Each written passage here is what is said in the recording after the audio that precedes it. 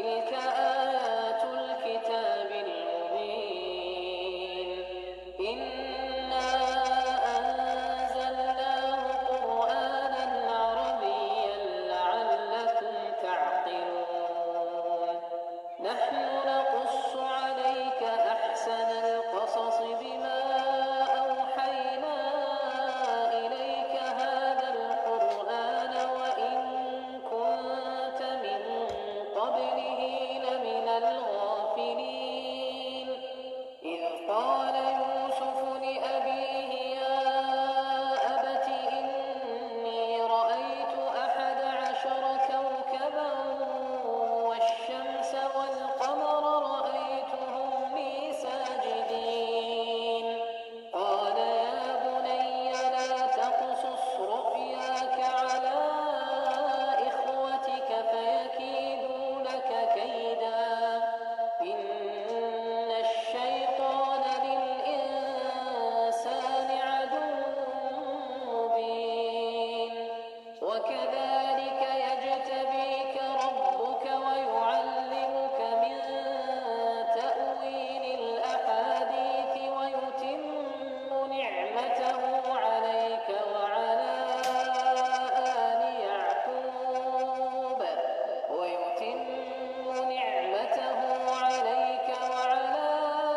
آل يعقوب كما أتمها على أبويك من قبل إبراهيم وإسحاق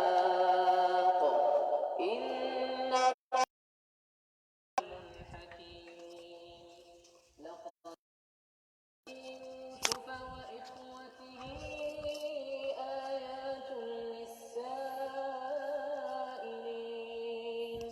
إذ قالوا ليوسف وأخوه أحب إلى أبينا منا ونحن عصبة إن أبانا لفي ضلال مبين اقتلوا يوسف أو اطرحوه أرضا يخل لكم وجه أبيكم وتكونوا من بعده قوما صالحين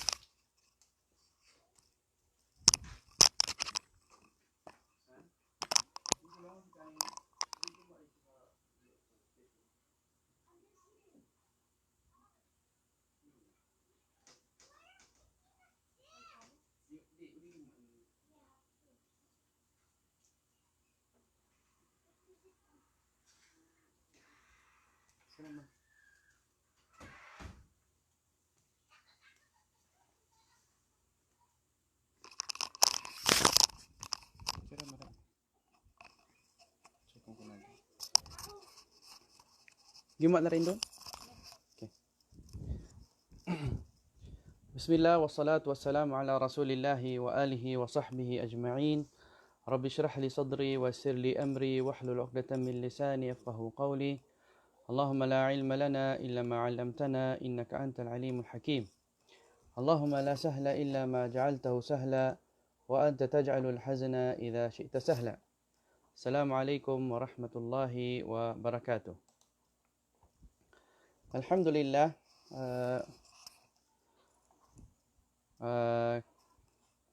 pasalamat tayo sa Allah subhanahu wa ta'ala. Purihin natin ang Allah subhanahu wa ta'ala. At magpasalamat tayo sa Kanya na binigyan tayo ng panahon na mag-aral ng Kanyang relihiyon. At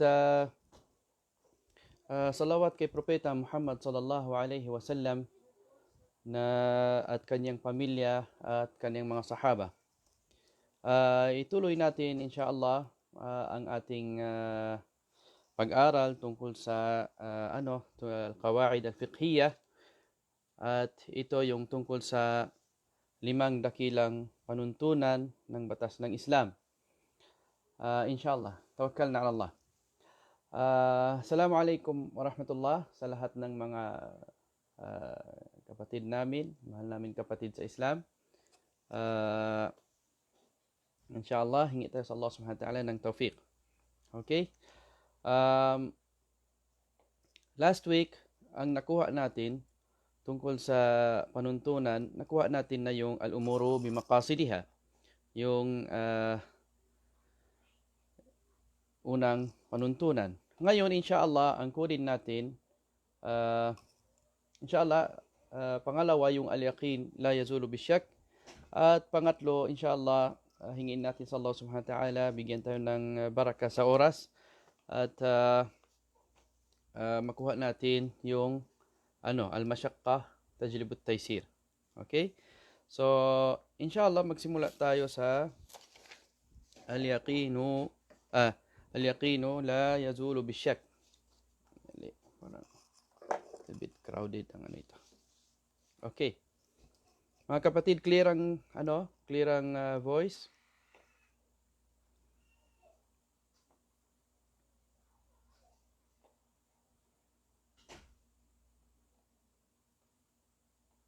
Waalaikumsalam warahmatullah. Mari lang kung mag-type kayo ng number 1. Mashallah. Jazakumullah khair. Jazakumullah khair. Barakallahu fikum. Okay. Ang kunin natin inshallah ngayon ang pangalawang panuntunan natin, pangalawang kaida natin sa isa sa mga dakilang panuntunan ng batas ng Islam, yung al-yaqinu la yazulu bisyak. At ano ibig sabihin dito? Ang katulad ng nasulat natin, ang katiyakan ay hindi matatanggal ng kaalinlangan. Okay?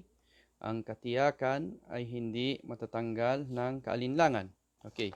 Kunin natin una tungkol sa anong ibig sabihin niya at ano ang mga example niya na natin, yung saan natin magagamit, at sabi natin, tinawag ito dakila dahil halos lahat ng mga chapter ng fiqh ito ay pumapasok sa lahat ng chapter ng fiqh.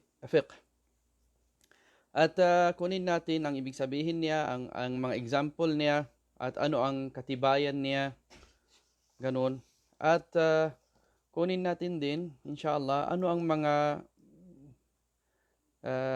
kawaid, yung sa pumapasok din sa kanya. Mayroong mga pwede natin sabihin minor, o sa under niya, sa baba niya, mayroon din mga kawaids sa baba niya.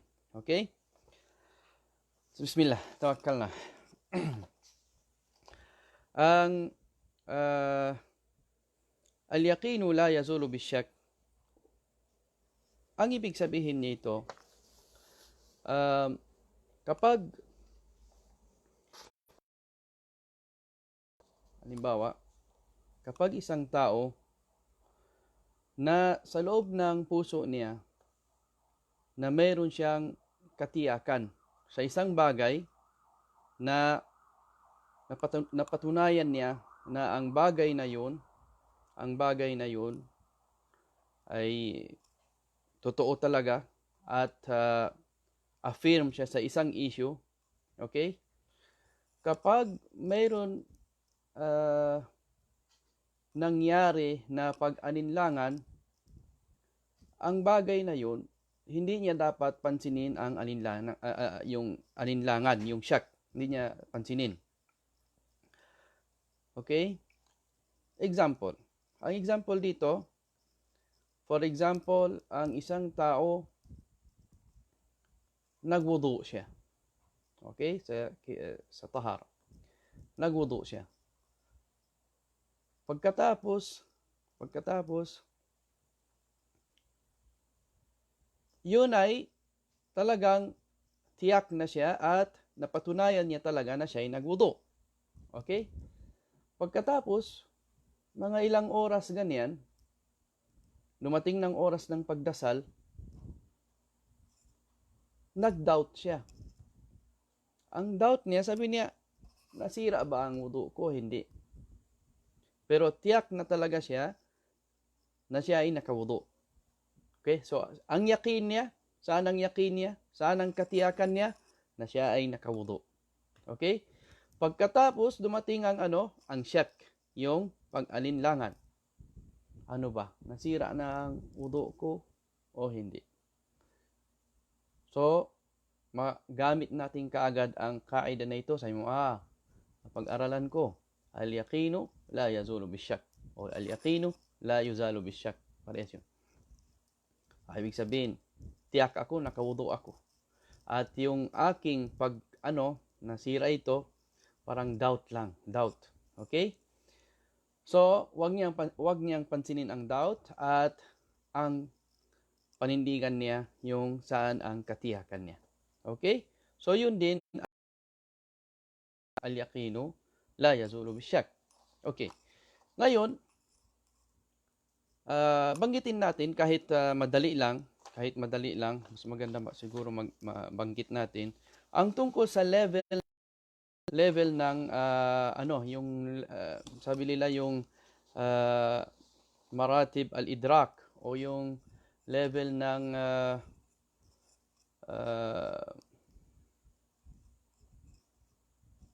ng kaalaman o level ng pag-unawa, ganun. Level ng kaalaman. Meron din pagtawag nila maratibul ilm. Ang una, yun ang una talaga, al-yaqin. Ang una, yung katiyakan. At ibig sabihin ng al-yaqin, yung idraku syai' ala ma huwa alayhi idrakan jaziman. Yung alam natin at alam natin ang bagay na yun na talagang sigurado ka na 100%. Okay? For example, halimbawa, fulan. Okay? Hayyakum Allah ya masyayikh. Jazakumullah khair. Barakallahu fikum. Ngayon makita ko na yung mga comment nyo nandito sa binuksan ko sa sa computer, laptop. Jazakumullah khair. Barakallahu fikum. Alhamdulillah. So, halimbawa, tiyak ka talaga si fulan. Yan, sabi mo si Okay? So, 100% ang kaalaman mo tungkol sa issue na yun. Okay? So, yun ang pinakamataas talaga, yung al-yaqin. Okay? Pangalawang level, okay? Yung tinatawag nila adhan. Adhan. Sa Tagalog, yung akala o palagay. Akala. At ito, idraku syai' ma'ihtimal ضد marjuh. Ibig sabihin, after siya ang level, after ng yaqin. Okay? So, at siya ang pagitan ng yaqin at ng doubt, shak. Okay? So, ang dhan, o yung akala, o yung mas mataas siya kaysa doubt. So, siya ang pagitan ng yaqin at ng shak. Kung anuhin natin, halimbawa,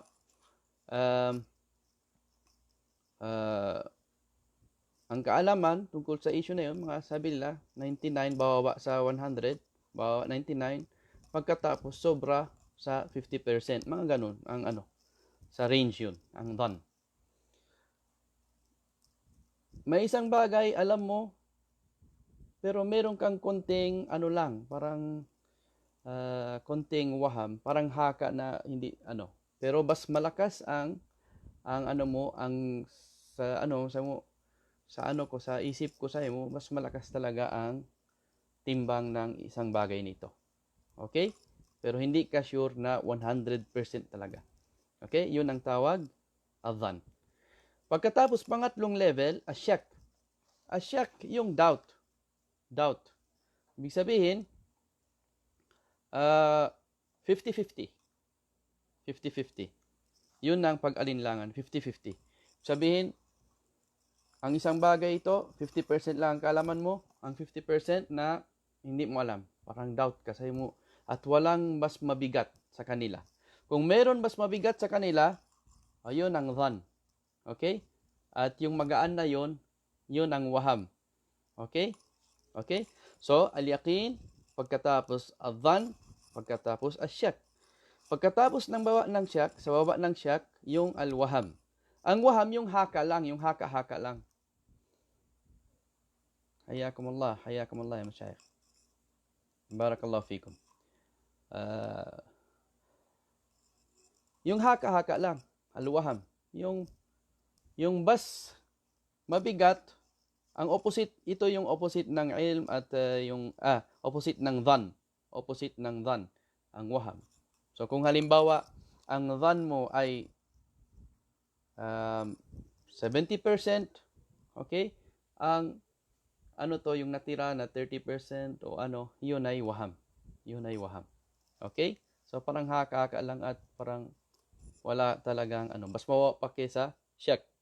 Pagkatapos, number 5, after ng waham, yun na ang jahal. Yung kamangmangan. Yung hindi mo talaga alam. Okay? Hindi mo alam. So, at ang jahal, dalawang klase. Una, jahal, halimbawa, yung kaalaman mo ay 0. Ibig sabihin, hindi mo alam. Sabi mo, alam mo ba ang bagay na ito? Sabi mo, Allah alam, hindi ko alam. So, yun, jahal yun. Ibig sabihin, hindi mo alam. Okay? Yun ang unang level din ng jahal. Pangalawang level ng jahal, at yun ang problema, yung -0. Paano -0 yun? Yung akala mo, alam mo, pero mali pala ang akala mo. Ganun.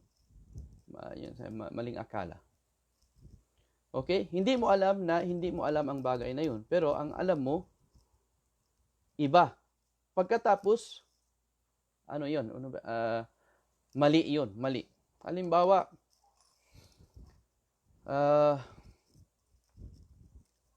sabi mo, for example, sabi mo, anong ininom mo yan? Alam mo, hindi ko alam. Yun ay jahal. Tawag doon, jahal basit. Simple ignorance. So, jahal basit. Okay? Simpleng kamangmangan. Hindi ko alam anong ininom mo yan. Okay? 0. Tapos, ang jahal murakkab, yung mas mainam kaysa al-jahl basit, yung sabi mo, hindi. Ano yan? Alam ko yan. Ano yan? Coke. Hindi pala kape yun. So, akala mo tama ka. Pero hindi mo alam na mali pala yun. So, yun ang jahal murakkab. So, 5 ang antas o ng kaalaman. Una, al-ilm o yung al-yaqin. Pagkatapos, al-dhan o galabatul dhan. Tapos, syak, yung doubt. Tapos, waham, haka. Tapos, al-jahal, yung kamangmangan. At sabi natin, mayroon al-basit, al-jahal al-basit, al-jahal al-murakkab. Okay?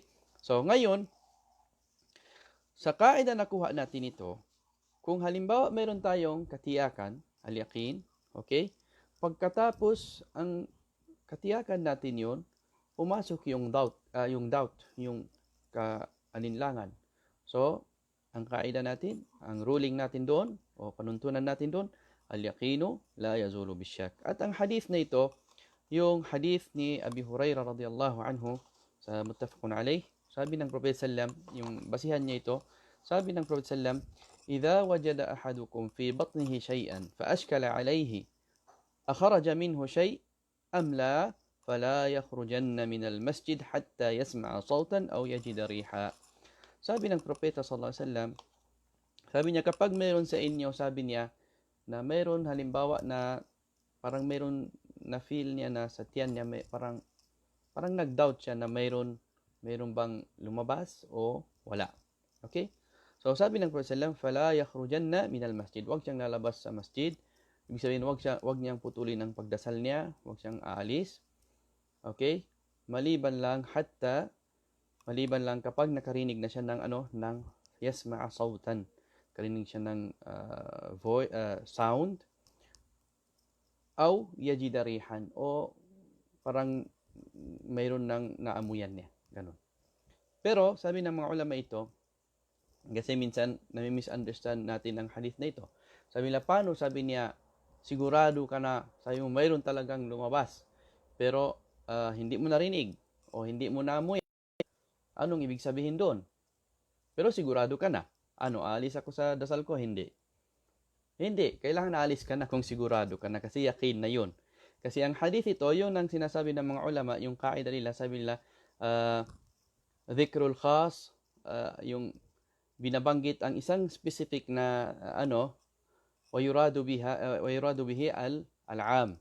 Ibig sabihin, binanggit lang ang example nito, pero ang ibig sabihin dito, yung matiyakan natin na talagang mayroon ng lumabas o ibig sabihin, yakin ka na mayroon lumabas. Okay? So, ito ay hindi ibig sabihin literal talaga na kailangan talaga may marinig mo pagkatapos o kailangan talaga may maamoy mo tsaka ka. Hindi. Basta na tiyak ka na na mayroon lumabas, tiyak ka na kailangan sirain mo na. Hindi mo kailangan na talagang kasi ito, yung binanggit lang, parang sabi lang, kinaya.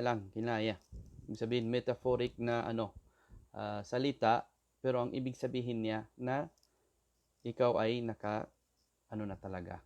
Ibig sabihin na tiyakan mo na ikaw talaga mayroon ng okay? Naka-past twin. O, ganun.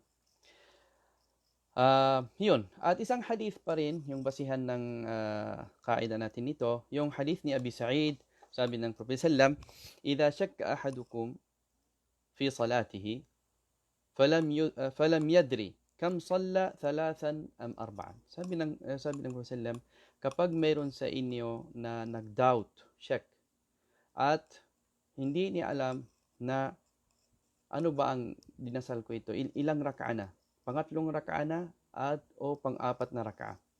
So anong sabi ng Propeta sallallahu alaihi wasallam? "Falyatrahi syak wal yabni ala mastayqan." Ibig sabihin, sabi niya, itapon mo ang syak, itapon mo yung pag-alinlangan mo at kunin mo saan ang katiyakan mo. Doon ka mag-base. Ang basihan mo yung katiyakan mo. Okay? So, ibig sabihin, kung 3 o 4, hindi mo na alam, punta ka sa saan ang katiyakan mo. Saan ang katiyakan? Halimbawa, 3. Kasi yung pang-4 yun, doubt ka kung nagawa mo na o hindi. Pangatlo, okay, na sure ka. Yung pang-4 yun, doubt yun. Okay? Iba naman kung halimbawa, ghalabatud dhann. Ang ghalabatud dhann yung sabi mo, 4 ito o pangatlo. Pero, mas mabigat sa puso mo na ito ay pang-4 na. Okay? Yun ghalabatud dhann. Ang ghalabatud dhann mo ay pang-4 na. Yun, kunin mo pang-4. Ang tinutukoy natin, ang opposite niya ay syak. Okay? Syak. Yung pang-4 yun, nagda-doubt ka. Sabi mo, nagawa ko na ba ang 4 o hindi pa? So, ang katiyakan mo talaga, nagawa mo ang yung pangatlo. So, subhanallah, ang panuntunan nito, pumapasok sa lahat, sa tahara, katulad ng nabanggit natin, kaninang example, sa dasal, sa halimbawa sa hajj at umrah. Halimbawa, minsan marami talagang mga kapatid natin na halimbawa magtawaf sa Kaaba. Pagkatapos minsan sabi nila, pang ilang tawaf ko na ito. Okay? Pang 5 na o pang 4? So, ano ang situation doon? So, ganun din. Papasok ang kaida natin ito. Al-yaqinu la yazulu bisyak. Ibig sabihin, saan ang katiyakan mo? Tingnan mo yung saan ang katiyakan mo. Okay? So, lahat ng mga, pati yung mga maraming mga bagay sa mga muamalat, papasok din ang kaida na ito. Okay? Okay. Sa kaida na ito, mayroon mga sabihin minor na o mayroon mga panuntunan din under ng kaida ng al-yaqin la yazulu bisyak. Okay?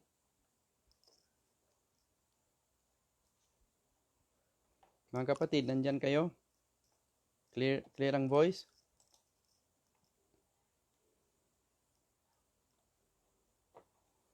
Waalaikumsalam warahmatullah. Okay. Ang banggitin natin mga kahit konting mga kawaid na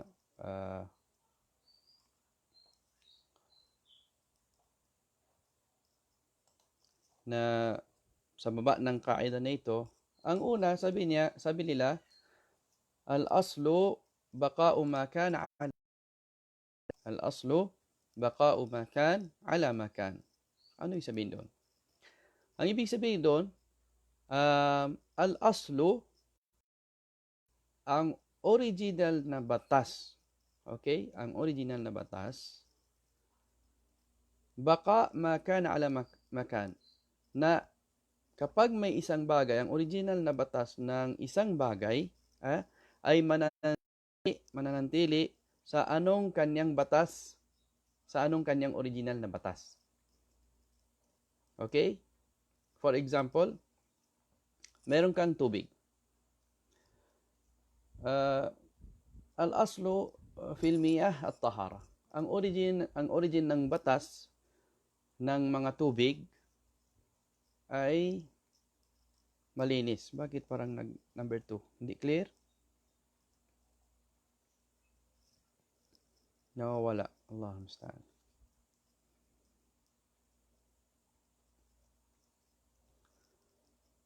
Sabar tayo. Medyo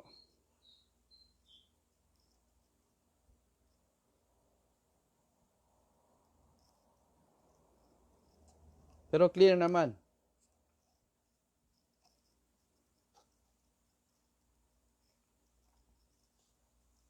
Okay. Halimbawa yung tubig. Ang origin ng batas ng tubig, yan ay malinis. Okay?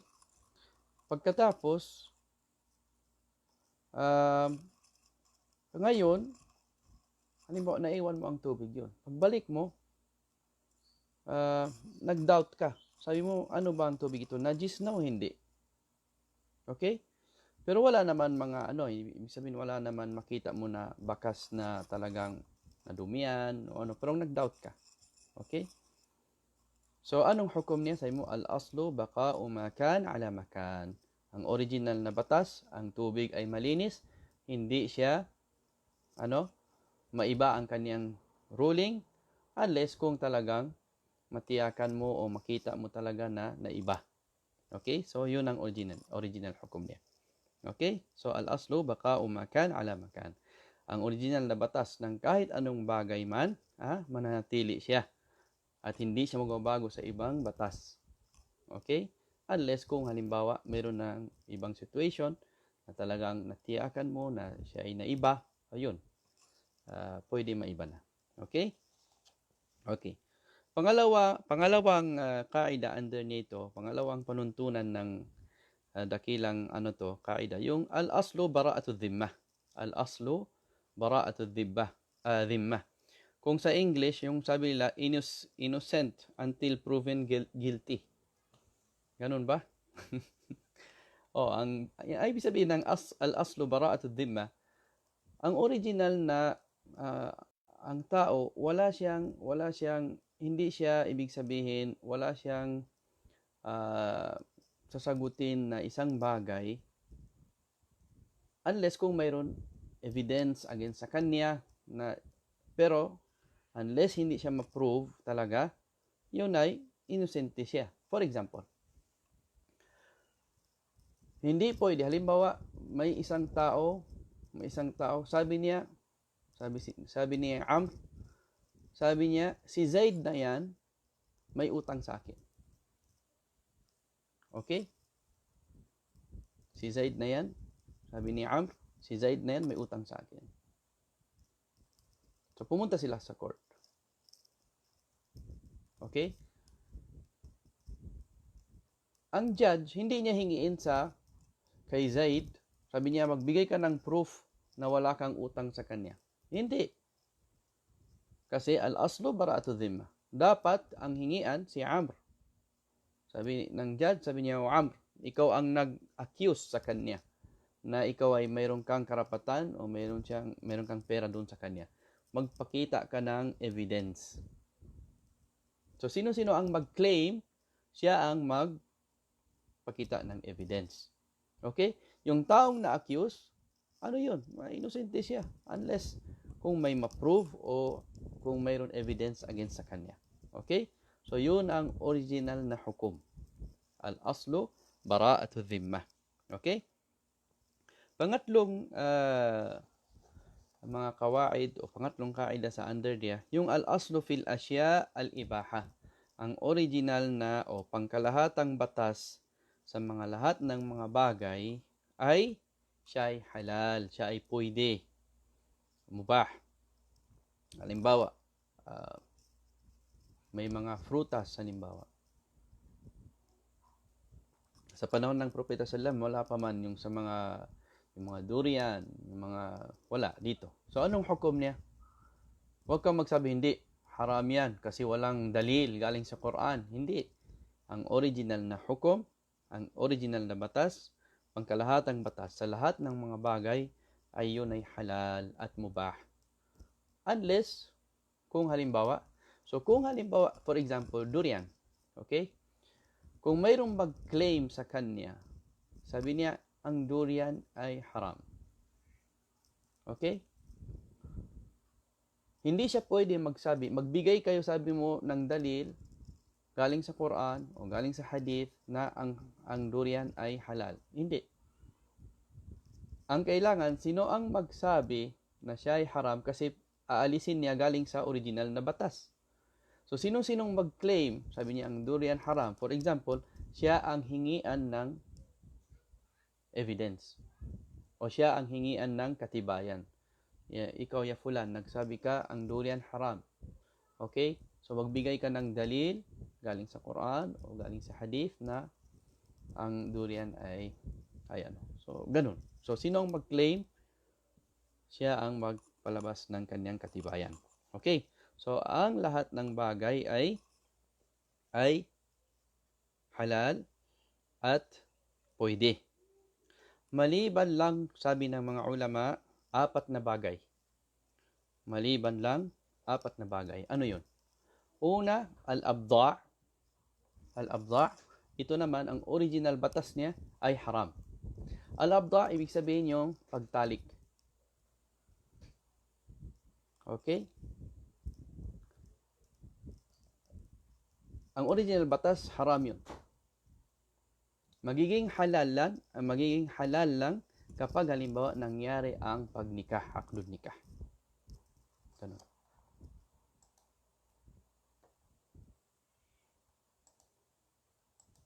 Okay? So, al-abda'. Sabihin yung pagtalik. So, yun ay origin batas niya ay haram. Al-luhum, yung mga karne.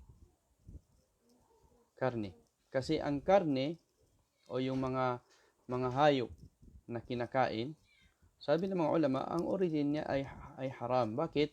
Dahil hindi siya mahalal unless nangyari ang kanyang pag-slaughter sa kanya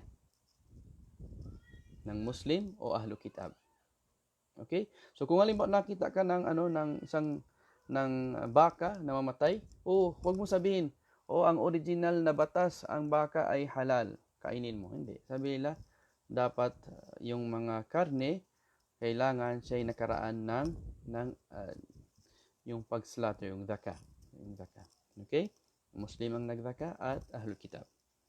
Pangatlo, sabi nila, yung kayamanan. Kayamanan. Okay? Kayamanan ng isang tao, ang origin niya ay haram. Hindi mo siya pwede kunin. Halimbawa, nakita mo ang isang bagay ng isang kapatid mo, nilagay lang doon, sabi niya, parang hindi niya na gusto. Kaakin na. Hindi yung pwede. Kasi ang origin na batas ng tao, hindi mo pwede pakialaman at hindi mo pwede kunin. Dahil yun ay haram, kayamanan. Okay? Pang-apat, sabi nila, yung nafs, yung buhay ng tao. Buhay ng tao. Ang buhay ng tao o yung dugo ng tao, buhay ng tao, hindi mo pwede, ibig sabihin, haram yun na patayin, binawal yun ng sharia. Pwede lang kapag, halimbawa, mayroon dahilan. For example, ang isang tao yun, an-nafsu bin nafs, namatay siya at sinadya niya pumatay. Kahit pa ganun, judge ang maghukom yun at magbaba ng batas tungkol sa issue na yun. Ganun. Maliban lang yung, halimbawa, yung al-kafir al-harbi, yun iba ang batas ng kafir al-harbi. Pero ang original batas, okay, sa buhay ng tao ay haram. Sabi ng Allah Subhanahu wa ta'ala, وَلَقَدْ كَرَّمْنَا بَنِي آدَمَ. Binigyan namin ng halaga ang Bani Adam. Binigyan namin ng Okay? So, yun. Ang apat na yun, sabi nila, sabi ng mga ulama, yun ay ang original na batas sa kanila ay haram. Al-abta', al-luhum, at yung kayamanan, at yung nafs, o yung buhay ng tao. Okay? So, yun, ilan yun? Tatlong under ng kaida na ito. Okay? So, punta tayo. Siguro, okay na yun, inshallah. Para matapos natin ang natin. Subhanallah. Punta tayo pa sa pangalawang kaida, yung al-mashaqqatu tajlibut taysir. Al-mashaqqatu tajlibut taysir. Okay. Ano ibig sabihin ng al-mashaqqatu tajlibut taysir? Ang kahirapan ay nakakadulot. Subhanallah, bakit to? Ang kahirapan ay nakakadulot ng kaginhawaan o pagpagaan galing sa batas, galing sa sharia. Okay, ano ibig sabihin ng hukom na ito? Al-mashaqqatu tajlibu at-taysir. Ang ibig sabihin dito, kung mayroon mga isang bagay, halimbawa,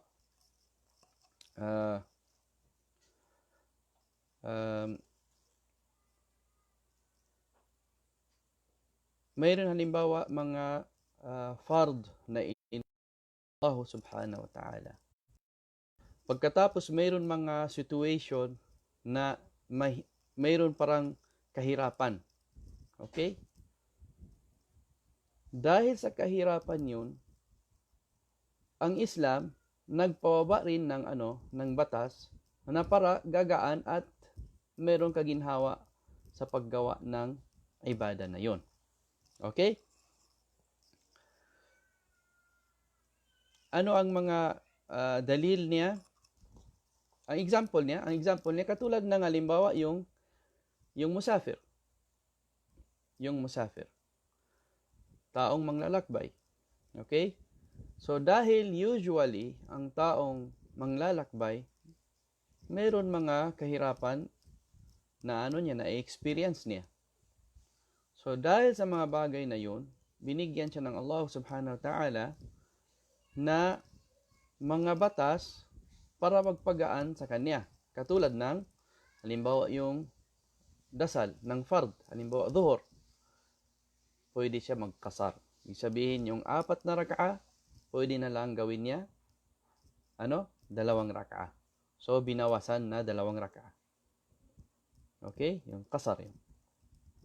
Okay? Halimbawa, sa pag-ayuno, ang musafir, pwede siya, hindi na siya mag-ayuno sa buwan ng Ramadan, kung siya'y manglalakbay, at pwede bayaran niya na lang sa ibang araw. So, yun ang mga klase na pagpagaan. Ganun. So, al-masyaqqatu tajlibu at-taysir. Kapag mayroon kahirapan, yun ay nakakadulot ng pagpagaan o kaginhawaan galing sa batas ng Islam. Bakit may number 2? Hindi clear, mga kapatid? Allah musta'an.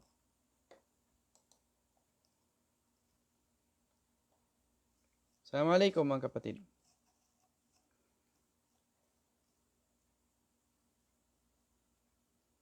Pakisulat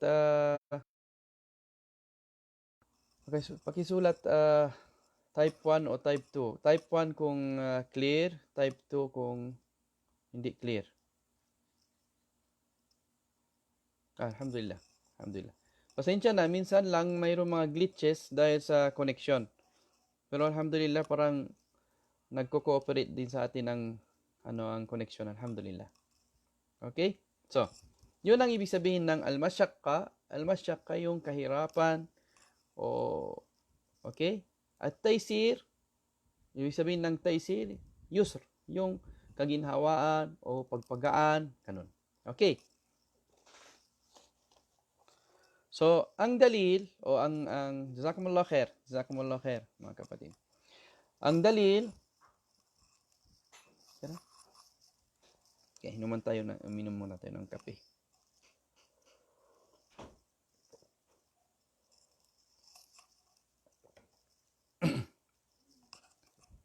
Okay, jazakumullah khair. Alhamdulillah. Minsan lang nangyayari ang mga glitches ng connection. Okay? So, sabar-sabar lang tayo. So, ang isang mga dalil dito, yung sabi ng Allah subhanahu wa ta'ala sa Surat Baqarah, ayat 185, Yuridu Allahu bikumul yusra, wala yuridu bikumul usra. Sabi ng Allah subhanahu wa ta'ala, na si Allah subhanahu wa ta'ala ay nagnanais na ang mga pagsamba ay magiging magaan sa inyo. Okay? So, magaan. Hindi siya mabigat sa atin. At sabi ng Allah subhanahu wa ta'ala sa Surat Al-Hajj, ayah 78, وَمَا جَعَلَ عَلَيْكُمْ فِي الدِّينِ مِنْ حَرَجٍ. Sabi ng Allah subhanahu wa ta'ala, at siya ay walang ibig sabihin doon, walang kahirapan at walang paghihigpit sa relihiyon niyo. Ibig sabihin, hindi tayo binigyan ng bagay na mabigat na hindi natin kaya. Lahat ng utos ng Allah subhanahu wa ta'ala ay kaya natin. Inshallah.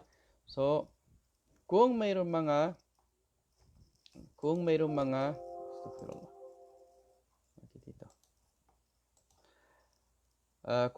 mga situation na hindi natin kaya, yun na ang darating ang mga pagpagaan. Okay? Kung mayroong mga kahirapan, darating yung pagpagaan. Okay? So, ang kunin natin dito, nakuha natin ng ibig sabihin ng panuntunan nito at ano ang basis niya. Kunin natin, makulit yung Subhanallah. Kunin natin ang asbab at takhfif, mga dahilan o anong mga reason na nangyayari ang pagpagaan. Okay? At kunin natin din ang mga bahagi niya at ang mga uri niya. Okay? Ang mga dahilan, yung asbab at takhfif, Una, as-safar. Yung kapag ang tao ay manglalakbay. Okay? Kapag ang tao manglalakbay, binigyan siya ng Allah subhanahu wa ta'ala pagpagaan sa mga obligation sa kanya. Ang example niya, katulad ng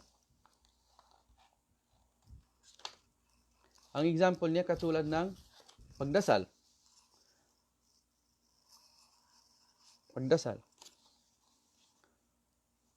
Ang musafir, meron siyang karapatan o binigyan siya ng Allah subhanahu wa ta'ala ng pagpagaan sa kanya. Una, ang mga dasal na 4 na rak'a, pwede niya ikasar. Maiksi. Halimbawa, 4, gawin niya lang 2. So, ang dhuhr, 2 rak'a na lang. Ang asar, 2 rak'a na lang. Ang isya, 2 rak'a na lang. Ang maghrib, wala. Walang 1.5, wala. Ang fajar, parehas din. 2, hindi siya mag-iba. Okay? So, ang magpagaan yung mga 4 na rak'a, maging 2. Okay? So, yun ang qasar. Ang musafir, binigyan din siya ng pagpagaan sa kanya, pwede siya mag-jama'. Iba ang qasar, iba ang jama'. Ang jama' yung i-combine. Combine 2 dasal sa isang oras. Halimbawa, dhuhr at asar. Okay? So, ang dhuhr, 2 rak'a na lang. Ang asar, 2 rak'a. Katapos, kung halimbawa sa panahon ng dhuhr, pwede niya idasal ang dhuhr at asar, 2 rak'a, dhuhr, tapos pagsalam siya. Hindi naman combine yung 4 gawin, hindi. 2 rak'a, magdasal siya ng dhuhr, tapos magsalam, tapos mag-iqama, tapos magdasal na siya ng asar. 2 rak'a din. At yun ay sa Sa oras ng dhuhr. Yun ang jama'. Combine. Okay? O pwede rin, jama' ta'khir. Yun jama' taqdim. Jama' ta'khir, yung dasal niya ang dhuhr at asar sa oras ng asar. Okay? So yun ay pagpagaan yun. Pagpagaan sa musafir. Okay? So halimbawa yung taong musafir, manglalakbay, halimbawa dumating ng oras ng dhuhr, mahirap sa kanya, idasal niya kasi pa siya. Sa loob siya ng panglalakbay at mahirap sa kanya sa situation ng oras ng dhuhr, mahirap ni dasal. So pwede sa kanya i-delay niya. Pero nagniya na siya. Kailangan magniya na siya na idasal niya ang dhuhr at asar na siya ay magjama', magqasar at jama' sa oras na ng asar. Okay? Hayakumullah. Ya mudirana. Jazakumullah khair. Okay, yun ang at pa? Ang musafir, pwede siya mag-fitr, yung hindi siya mag-ayuno sa buwan ng Ramadan. Sa araw ng Ramadan. Binigyan siya ng pagpagaan sa kanya na kahit sa oras kahit sa araw ng Ramadan, hindi siya mag-ayuno. Binigyan siya yun ng karapatan at pagpagaan sa kanya. So, bayaran niya na lang sa ibang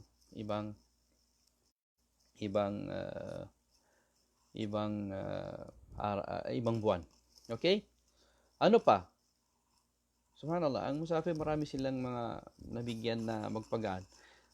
Meron siyang almas ala al-khuffain 3 ayyam bilayalihin. Yung pwede siya, yung halimbawa ang khuf, yung halimbawa ang khuf, yung leather na medyas, okay, mataas at nakukoveran yung bukong-bukong natin. Yun ang khuf. Okay?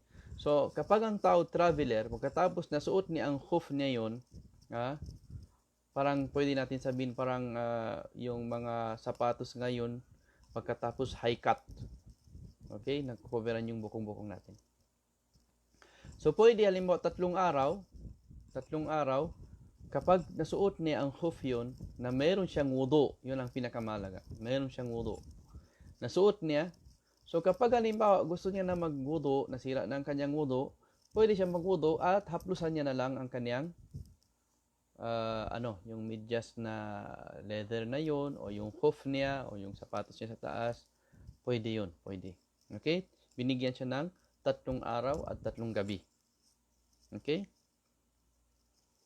Inshallah makuha natin din 'yan sa sa fiqh yan ang details niya. Okay? Pang-apat, sukut fardul jum'ah. Yung musafir hindi wajib sa kanya ang pagdasal ng jum'ah. Ganun. Pang-anim, isang pagpagaan sa musafir, yung kahit magdasal siya, hindi na wajib sa kanya nakaharap sa qibla kung ang dinasal niya ay sunnah, nafila. Okay? Kung ang dinasal niya ay nafila, pwede ang isang saan-saan man ang niya, direction niya.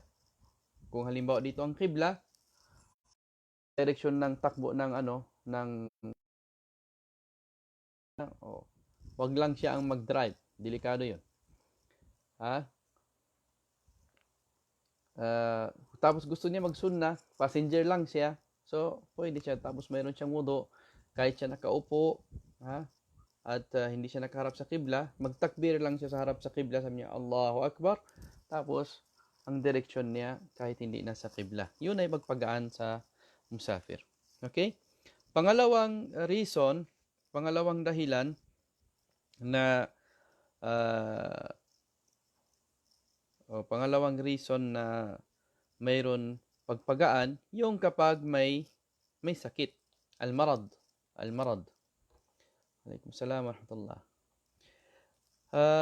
Al-marad, kapag mayroon nagkasakit.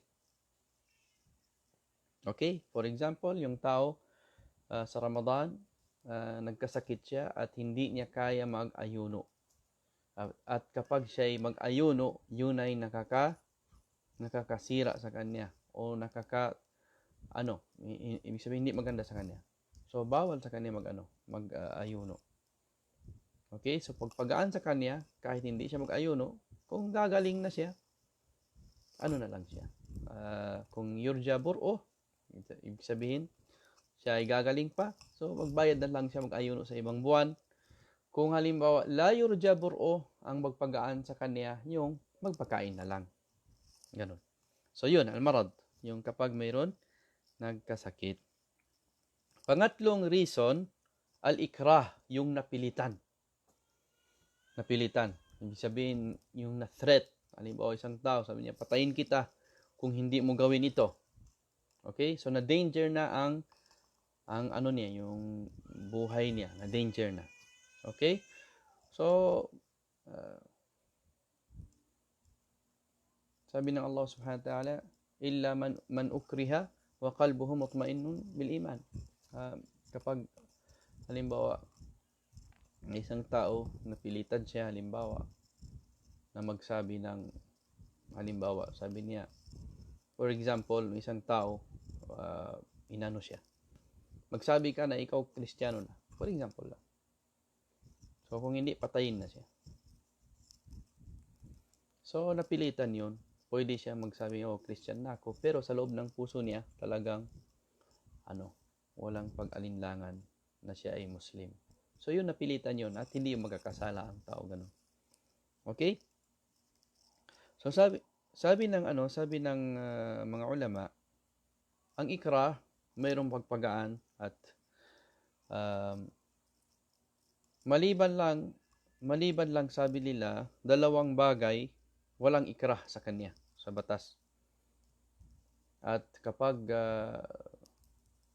mag-claim ang tao yun na siya ay napilitan, paparusahan din ng batas.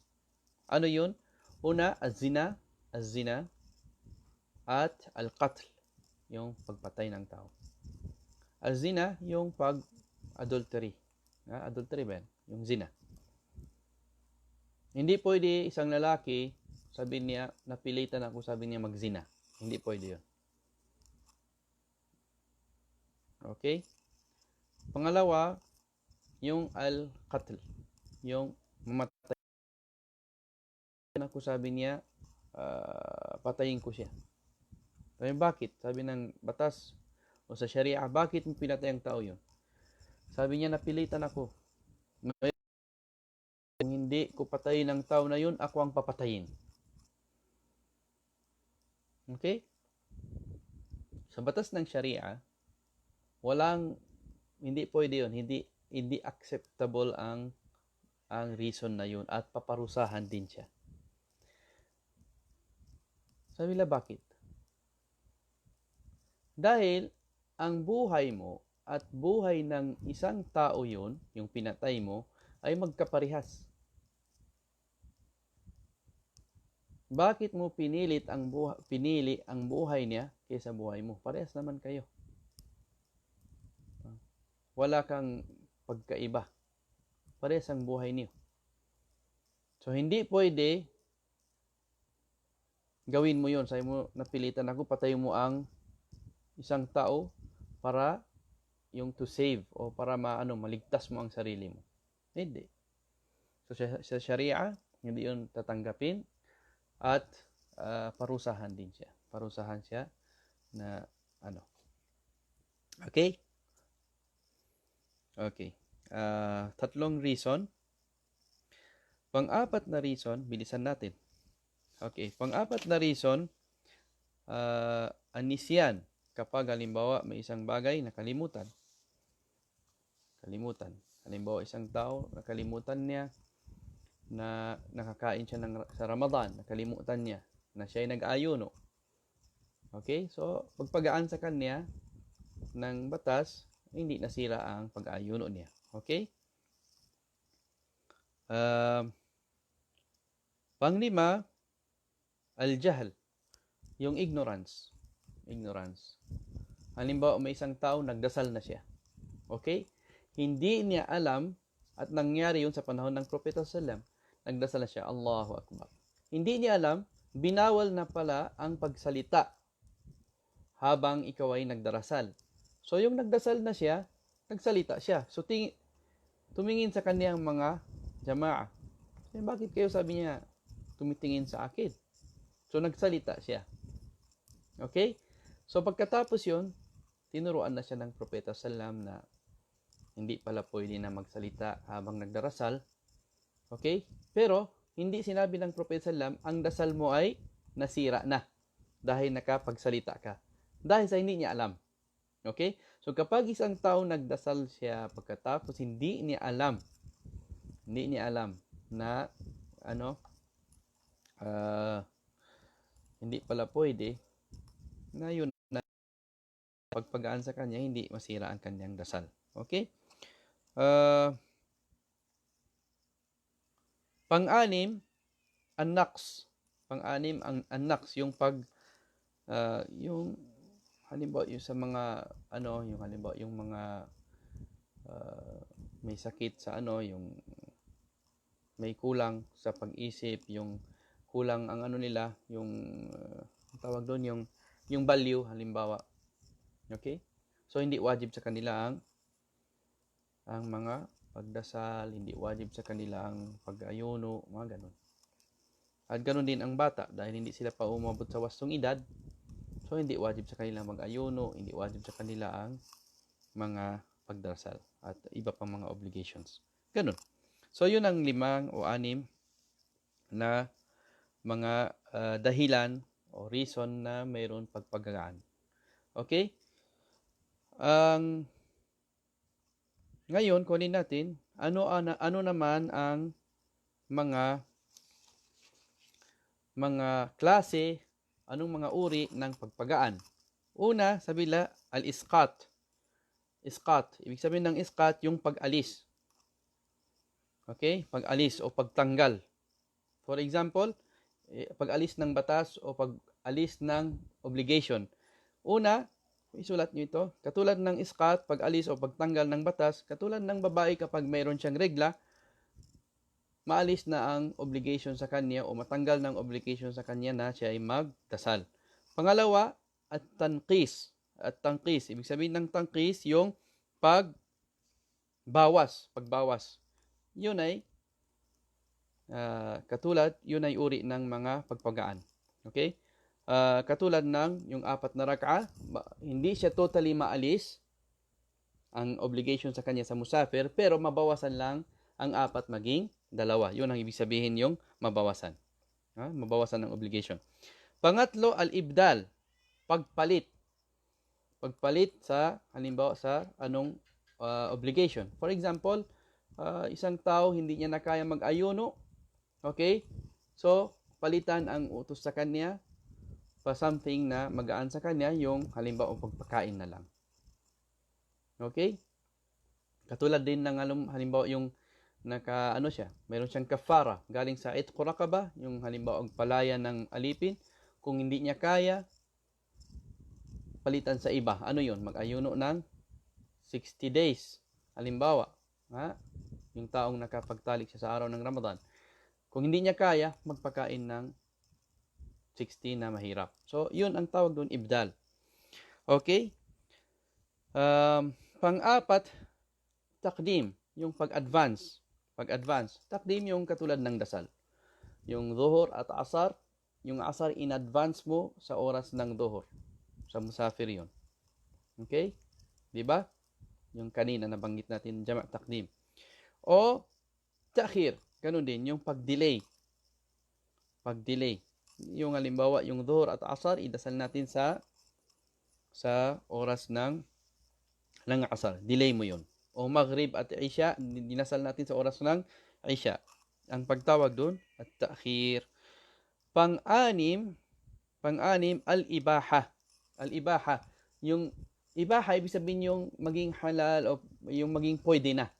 Maging pwede na. For example, dati ang hukom niya haram, dahil sa kahirapan, pwede na. Katulad ng, for example, yung, halimbawa isang taong manglalakbay, nawala. Pagkatapos wala nang makain niya, wala nang mamatay na siya kung ano. Nakahanap siya ng mayta. O nakahanap siya ng baboy, for example. Okay? So, ang baboy, haram yun. Pero, kung hindi siya kakain, mamatay na siya. So, mubah na sa panahon na yun, mubah siya kakain. Mubah siya ay kumain. Yung ano lang. Yung katamtama lang. Okay? Hindi naman siya talaga magpabusog. Okay? So, yun ang yung mga klase o mga uri ng pagpagaan. Okay? Alhamdulillah. Okay. Mayroon pa tayong 5 minutes? Okay. Kukuha tayo ng mga kaida under ng kaida na ito. Okay? Unang kaida sa bila, ad-darurat tubihul mahdhurat. Ad-darurat tubihul mahdhurat. Ano ibig sabihin ng darurat tubihul mahdhurat? Ad-darurat, ibig sabihin yung necessities. Okay? Yung mayroon talagang pangangailangan talaga. Wala ka ng choice. Pangangailangan talaga. Tulad ng example natin kanina. Kung hindi mo pagawin, mamatay ka na. Okay? So, necessity na yun. Ad-darurat tubihul mahdhurat. So, necessities may permit some forbidden things. So, sa panahon ng pangangailangan talaga na pinapayagan ng Sharia ang mga bagay na bawal, pwede na siya. Katulad ng pagkain ng mayta, yung hayop na hindi nakatay, o halimbawa yung mga pagkain na haram, yung baboy, wala ka ng choice, kung hindi ka pakakain, matay ka na. Okay? So yun ay papasok doon, ad-darurat tubihul mahdhurat. Okay? Yun ang kaida niya. Okay? Pagkatapos pangalawang kaida naman, under niya rin, ma ubiha lid-darura yuqaddaru biqadriha. Ma ubiha lid-darura yuqaddaru biqadriha. Okay? Ang ibig sabihin doon, ano ang bagay na ano man ang bagay na pinayagan ng Sharia o ng batas dahil sa pangangailangan talaga, dahil sa darura, yun ay dapat tinatansya niya lang ang dapat kukunin niya doon. Kunin niya lang ang kailangan niya. Okay? So, katulad ng example natin kanina, yung baboy halimbawa, haram yun. So, dahil kung hindi pa siya kakain, mamatay na siya. So, darura na yun. So, kakain lang siya yung anong kailangan niya. Hindi siya pwede magpabusog. Hindi pwede. Okay, sa inyo masarap. Pabusog tayo. Hindi pwede yun. Okay?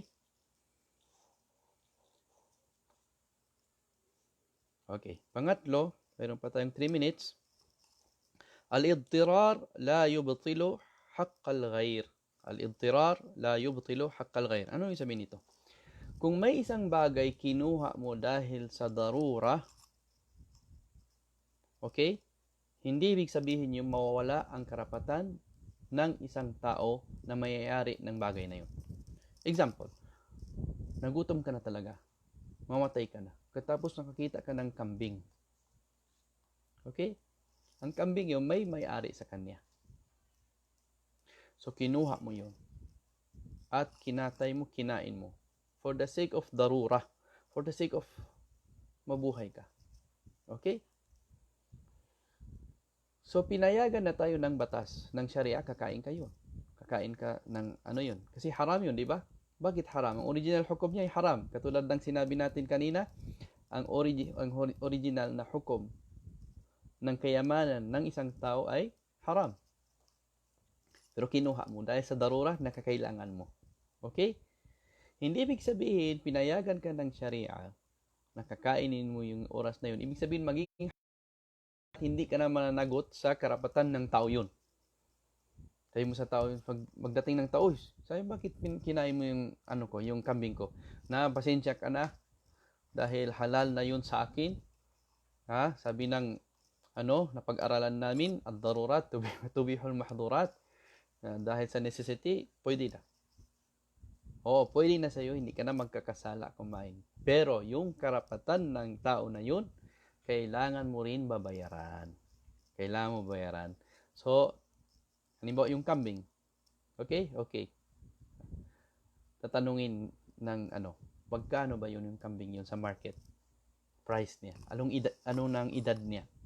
So, sabi nila, halimbawa 3,000 o 4,000 pesos. Karapatan niya, dapat bayaran mo siya. Okay? Hindi ibig sabihin sa'yo mo, necessity na. Halal na sa akin. Kalas, magpasensya ka na, magsabar ka na. Hindi pwede. Yan bakit sabi nila, al-idtirar la yubtilu haqqal ghair. Hindi, dahil sa darura, hindi mawawala yung karapatan ng isang tao. Okay? Hindi dahil sa darura na mawawala ang kayamanan o karapatan ng isang tao. Dapat pa rin ipatunay, ibigay mo sa kanya ang karapatan niya. Okay? Alhamdulillah. Alhamdulillah, natapos natin ng mga natin, yung dalawang kaida na ito. At maghingi tayo sa Allah subhanahu wa ta'ala na bigyan tayo ng tawfiq at hidayah. At kung mayroon tayong mayroon kayong halimbawa gusto ipaliwanag sa topic natin kanina, o halimbawa hindi siya clear, pwede kayo mag-comment dito para ma-address natin inshallah next week. At jazakumullahu khair, at hingin natin sa Allah subhanahu wa ta'ala na tanggapin lahat ng gawain natin sa buwan ng Ramadan. At patawarin tayo ng Allah subhanahu wa ta'ala. At malugod siya sa atin sa buwan ng Ramadan na ito. At jazakumullahu khair, wa aqulu qawli hadha wa astaghfirullah li wa lakum. Wassalamu alaikum warahmatullahi wabarakatuh.